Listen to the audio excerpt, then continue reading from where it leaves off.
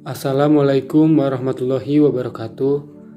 Perkenalkan, nama saya Ardi Wigi Saputra dengan nomor pokok mahasiswa 19 14 15 10 36 jurusan Kehutanan Fakultas Pertanian Universitas Lampung. Di sini saya akan menjelaskan tentang Jurnal Ekologi dan Perilaku Lumba-Lumba Muara Sotalia guinensis Cataceae delphinidae di Teluk Sepetiba, Brazil Tenggara. Adapun pokok pembahasan pada jurnal tersebut yaitu pertama pendahuluan, yang kedua metode penelitian, yang ketiga hasil dan pembahasan, yang keempat yaitu kesimpulan. Pendahuluan. Lumba-lumba muara Sotalia guinensis adalah lumba-lumba yang dapat ditemukan di sepanjang pantai Amerika Tengah dan Selatan dari Honduras hingga Brazil Selatan. Dinamika S. guinensis, populasi yang terletak di sepanjang pantai Brazil, memberikan informasi mengenai ukuran dan komposisi, distribusi, pergerakan harian dan musiman, dan memiliki korelasi dengan faktor biotik dan abiotik. Aktivitas dan pola distribusi spasial dan temporal berhubungan dengan faktor lingkungan memberikan informasi yang berharga tentang spesies ini. Variabel lingkungan, yaitu yang pertama waktu, kedua musim, yang ketiga topografi dasar. Variabel tersebut cenderung mempengaruhi pola aktivitas lumba-lumba dan pada akhirnya mencerminkan bagaimana hewan menggunakan dan menanggapi variasi dan kendala habitat. Tujuan penelitian. Tujuan dari penelitian ini adalah untuk mengetahui perilaku lumba-lumba muara Sotalia guinensis Cataceae delphinidae di Teluk Sepetiba, Brazil Tenggara yang diamati. Metode penelitian. Waktu dan lokasi penelitian. Berikut yaitu gambar 1 peta Teluk Sepetiba, Brazil Selatan yang terbagi menjadi dua, yaitu A. Lokasi wilayah studi yang dibatasi oleh persegi panjang, dan B. Rincian 3 sub bidang utama 1, 2, dan 3 yang diteliti. Penelitian ini berlangsung selama Januari 1997 dan Mei 1998. Penelitian ini dilakukan dengan pengamatan langsung dari lokasi di Ponta do Zumbi di Pulau Marambaya. Pengumpulan data. Hasil dianalisis menggunakan tes non-parametrik, Kruskal Wallis, dan analisis frekuensi dalam perangkat lunak Graph Path Instat versi 2.05. Area yang dipindai dibagi menjadi 3 sub-area. Area 1 dicirikan oleh kedekatannya dengan laut lepas. Area 2 dipengaruhi oleh pelabuhan Pulau Guaiba dan lalu lintas kapal yang terkait. Area 3 didominasi oleh keberadaan berbagai pulau.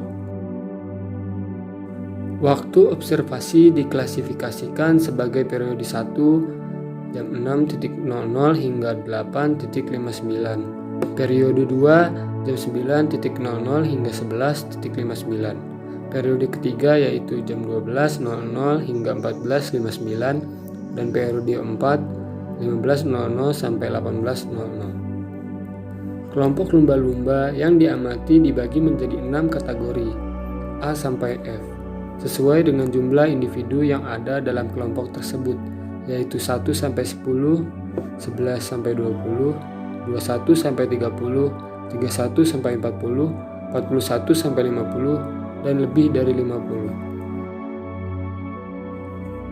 Hasil dan pembahasan.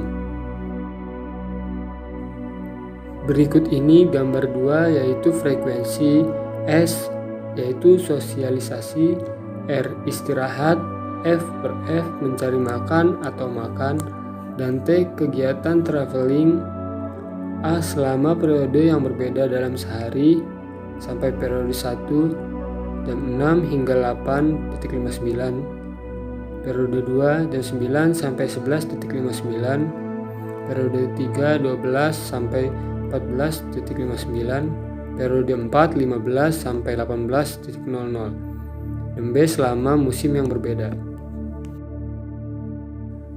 Selanjutnya yaitu gambar ketiga, frekuensi di mana kelompok lumba-lumba melakukan aktivitas kelompok didefinisikan sebagai A, yaitu 1 sampai 10 individu, B 11 sampai 20 individu, C 21 sampai 30 individu, D 31 hingga 40 individu, E 41 hingga 50 individu, dan F lebih dari 50 individu.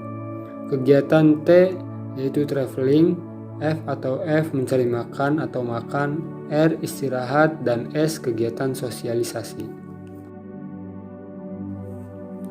Selanjutnya yaitu ada gambar 4, frekuensi T yaitu traveling, F atau F mencari makan atau makan, R istirahat, dan S sosialisasi yang didistribusikan sesuai sub kawasan 1, 2, dan 3 Teluk Septiba. Kegiatan yang dilakukan oleh kelompok lumba-lumba adalah secara berurutan mencari makan 47,3%, jalan-jalan 37,8%, sosialisasi 9,1%, dan istirahat 5,8%. Berpergian dan mencari makan adalah kegiatan yang paling sering diamati. Intensitasnya mencapai maksimum selama musim dingin. Perilaku sosialisasi agak homogen sepanjang musim dingin, musim semi, dan musim panas, tetapi berkurang selama musim gugur. Istirahat diamati paling sering selama musim panas. Lumba-lumba lebih menyukai daerah 2 yaitu 45,7% daripada daerah 1 17% atau daerah 3 37,3%. Sebagian besar penampakan 30,8% terjadi selama bulan-bulan musim gugur, diikuti oleh musim dingin 28,2%, musim panas 26,2%, dan musim semi 14,8%. Jumlah kelompok terlihat di setiap musim menunjukkan nilai yang sama. Musim gugur 2,4 kelompok per hari, musim dingin 2,5, musim semi 2,7, dan musim panas 2,3. Jumlah penampakan terbesar terjadi selama periode 2 dan 3, masing-masing 34,5 dan 31,0%, sedangkan yang paling sedikit terjadi pada periode 4, yaitu 18,5% dan 16,0%. Jumlah kelompok terlihat yang dinyatakan dalam kegiatannya dengan jumlah hari pengamatan langsung dilakukan di setiap musim menunjukkan nilai yang sama untuk semua musim, yaitu musim gugur 2,4 kelompok per hari, musim dingin 2,5 musim semi 2,7, dan musim panas 2,3. Lumba-lumba menunjukkan pola penggunaan habitat yang kompleks dan ciri fisik dan biologis mereka mempengaruhi aspek ekologi seperti perilaku dan penggunaan habitat. Lumba-lumba lebih menyukai subarea 1 untuk beristirahat, suatu aktivitas yang lebih jarang terjadi di subarea lain. Jenis kegiatan yang berbeda paling sering dilakukan oleh kelompok dalam kategori ukuran A, kecuali untuk sosialisasi yang paling sering diamati pada kelompok lumba-lumba kategori ukuran B.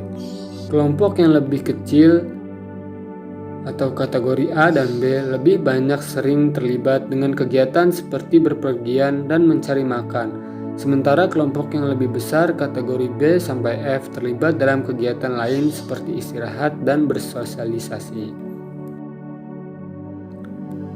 Kesimpulan: berpergian dan mencari makan atau makan adalah kegiatan yang paling sering diamati sepanjang tahun, tetapi intensitasnya mencapai maksimum selama musim dingin. Perilaku sosialisasi agak homogen sepanjang musim dingin, musim semi, dan musim panas, tetapi berkurang selama musim gugur.